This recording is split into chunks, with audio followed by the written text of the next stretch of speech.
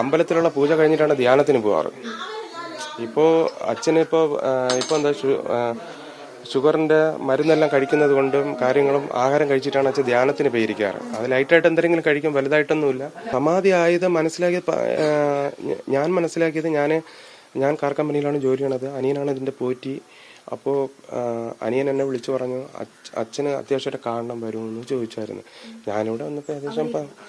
ഞാനിവിടെ വന്നപ്പോൾ ഏകദേശം എനിക്ക് എൻ്റെ ഓർമ്മയിൽ 12:30 കഴിയും. കാര്യം അവിടെ നിന്ന് പറഞ്ഞല്ലോ നിയമത്തിന്. അപ്പോൾ വരണം. അപ്പം ഞാൻ വന്നിട്ട് അച്ചാച്ചാന്ന് വിളിച്ചായിരുന്നു. അപ്പോൾ ഒരനക്കമില്ല. ഞാൻ അച്ഛൻ്റെ ഇവിടെ ഷോൾഡറിൽ പിടിച്ച് കുലുക്കി. അപ്പോൾ അനക്കമില്ല. അപ്പോൾ അച്ഛൻ ഇങ്ങനെ ചമ്മണം കൂട്ടി അങ്ങനെ ഇരിക്കുകയായിരുന്നു ആര്. എന്നിട്ട് ഈ കൈ ഞാൻ ഇങ്ങനെ വലിച്ചു അച്ചാന്ന് പറഞ്ഞിട്ട്. അപ്പോൾ കൈ ഇങ്ങനെ വെച്ചിരിക്കുന്ന ഇങ്ങനെ വരുന്നു രണ്ട് കൈയും. അപ്പോൾ നല്ല ചെറിയതായിട്ട് ഹാർഡായിട്ടുണ്ട്. അപ്പം പിന്നെ അച്ഛൻ്റെ മൂക്കിൽ ഞാൻ ഒരുപാട് സമയം ഇങ്ങനെ വെച്ചിട്ടുണ്ടായിരുന്നു. ശ്വാസമില്ല. വയറിൽ ഞാൻ ശ്രദ്ധിച്ച് നോക്കിയിട്ടുണ്ടെന്ന് വയറിൽ പതപ്പില്ല, ഒരു അനക്കവും ഇല്ല.